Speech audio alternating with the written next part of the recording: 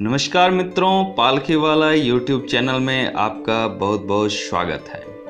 अगर आपने इस चैनल को सब्सक्राइब किया है तो बहुत बहुत धन्यवाद। अगर ना किया है तो भी इस वीडियो को पूरा देखिए। ये वीडियो आपके लिए बहुत ही हेल्पफुल होने वाला है जुडिशियल के प्रिलिमिनरी एग्जाम के पॉइंट ऑफ व्यू से और ऑल इंडिया बार एग्जाम के पॉइंट ऑफ व्यू से और आपके नॉलेज को अपग्रेड करने के पॉइंट ऑफ व्यू से। Then see the question. First question. The first Indian Law Commission was chaired by.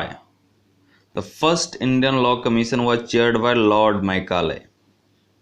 ये जो लॉर्ड मैकाले थे, इन्होंने भी आईपीसी का जो ड्राफ्ट किया था उसके भी चेयरमैन थे। जिस प्रकार से डॉक्टर भीमराव अंबेडकर चेयरमैन थे ड्राफ्टिंग कमेटी के, कॉन्स्टिट्यूशन के ड्राफ्टिंग कमेटी के, उसी प्रकार Lord Macaulay first law commission के चेयर थे और आईपीसी को इन्होंने ड्राफ्टिंग कमेटी के जो चेयरमैन थे ये लॉर्ड मैकाले थे।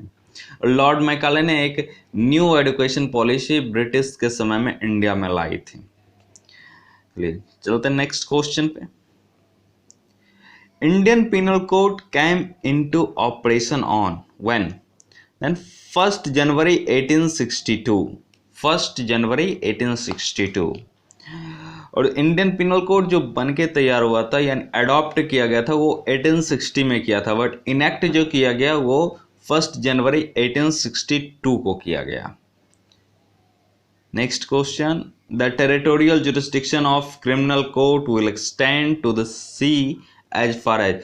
जो हमारा टेरिटोरियल जुरिस्डिक्शन है जो कि सी में है, क्रिमिनल कोर्ट का जो टेरिटोरियल जुरिस्डिक्शन है वो जो समुद्र में कितनी दूरी तक जाएगा, तो वो 12 न्यूट्रिकल माइल्स तक जाएगा। 12 न्यूट्रिकल माइल्स। ये जब समुद्र का सीमा हम पढ़ेंगे तो उसमें जानते हैं कि कैसे वो समुद्र की सीमा कहाँ तक जो क्रिमिनल जुरिस्डिक्शन है, टेरिटोरियल जुरिस्डिक्शन है क्रिमिनल कोर्ट का, वो जाएगा। नेक्स्ट क्वेश्चन है the jurisdiction to try offences committed on the high seas is known as what? जो हमारा जुरिस्डिक्शन है, कोई भी हम ऑफेंस कमिट करते हैं, अगर समुद्र में कोई भी ऑफेंस कमिट करते हैं तो उसका जो कुछ भी कानूनी कार्रवाई होगा उसे क्या कहेंगे, वो किस जुरिस्डिक्शन के अंतर्गत आएगा, तो वो है एडमिरलरी जुरिस्डिक्शन, यानी समुद्री कानून जो है उसके अंतर्गत आएगा, चाहे वो नेशनल हो इंटरनेशनल हो कुछ भी हो। नेक्स्ट है for an act done by several person for the furtherance of common intention. अगर बहुत सारे व्यक्ति के द्वारा एक ही काम किया जाता है और एक ही इंटेंशन के द्वारा किया जाता है तो क्या सभी लोग लायबल होंगे या कोई नहीं लायबल होगा या कुछ लोग लायबल होंगे, तो यहाँ पर all are liable. Okay. Next है the maximum period of imprisonment is, यानी जो मैक्सिमम पीरियड है सजा की वो क्या है, तो वो है 14 years. 14 years. Okay, 14 years. Which of the following is not a mental element of crime? जब हम क्राइम देखते हैं तो उसके इंग्रेडिएंट देखते हैं क्या क्या हैं नहीं है, तो मेंटल एलिमेंट में हमारा मेंस री है, उसी से में आ जाता है। तो जो गिल्टी है यानी कोई गिल्टी है वो मेंटल एलिमेंट नहीं है। इंटेंशन, मोटिव, मेंस री है, ये तीनों मेंटल एलिमेंट है, but guilt is not here a mental element. Next question है according to IPC, according to IPC, a body or class of persons living in a particular locality is what? Then public. Public. According to IPC के द्वारा जो भी person किसी particular locality में रह रहे हैं, बहुत सारे लोग रहते हैं, तो उनको एक तरह से पब्लिक नाम दिया गया कि पब्लिक कौन है। नेक्स्ट है when 5 or more persons jointly commit robbery it is called what?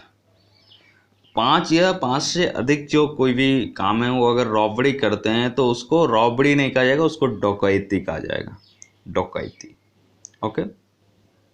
Next है gain of property illegally. Gain of property illegally is a what?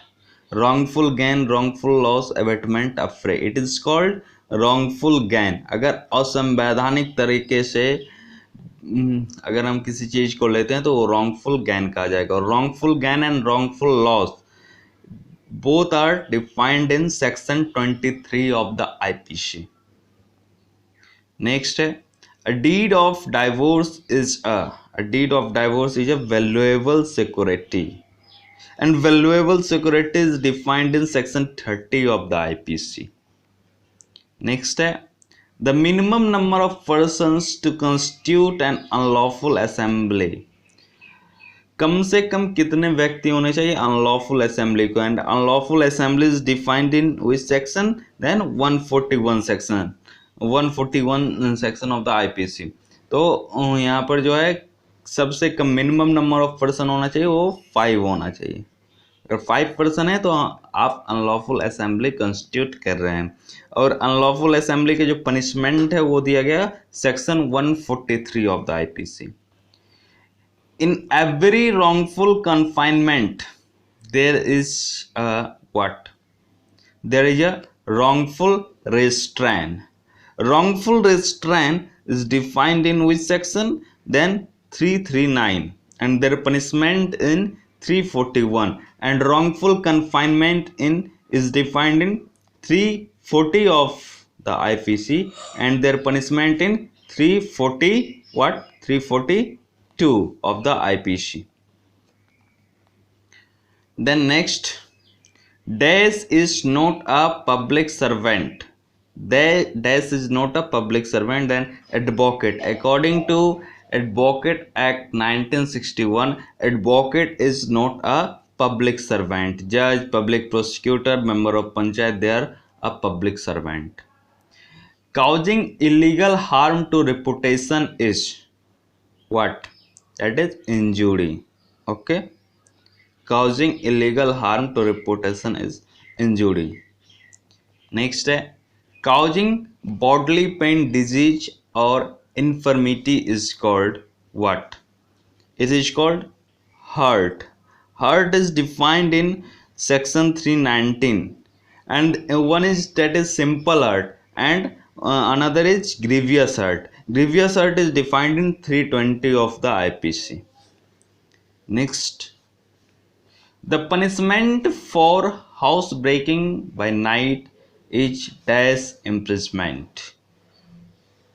It is 14 years imprisonment. The punishment of house breaking by night is 14 years imprisonment. Next, entering a house through the window to commit an offense amounts to what? House trespass, theft, house breaking, robbery.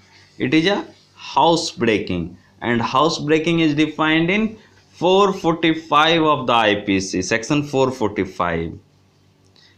Next question, if force is used by an unlawful assembly, then it turns into, अगर unlawful assembly है और उसमें force का use किया गया तो it turns into what? It turns into rioting. It turns into rioting.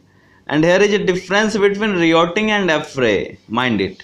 Rioting is defined in section 146 of the IPC, and affray is defined in 159 of the IPC, and the punishment is different. The punishment of rioting is defined in 147, and the punishment of affray is defined in 160 of the IPC. So they are very different thing. I will tell in further video. Next, theft can be committed only on what? Theft can be committed only on movable property. Only on movable property. And movable property is defined in section what? 22 of the IPC. And immovable property, the property which is not movable called immovable property. Okay, then तो आज के लिए बस इतना ही। फिर मिलेंगे अगले video में कुछ और इम्पोर्टेंट MCQs के साथ, IPC के इम्पोर्टेंट MCQs के साथ जो आपके लिए हेल्पफुल होंगे। बहुत बहुत धन्यवाद।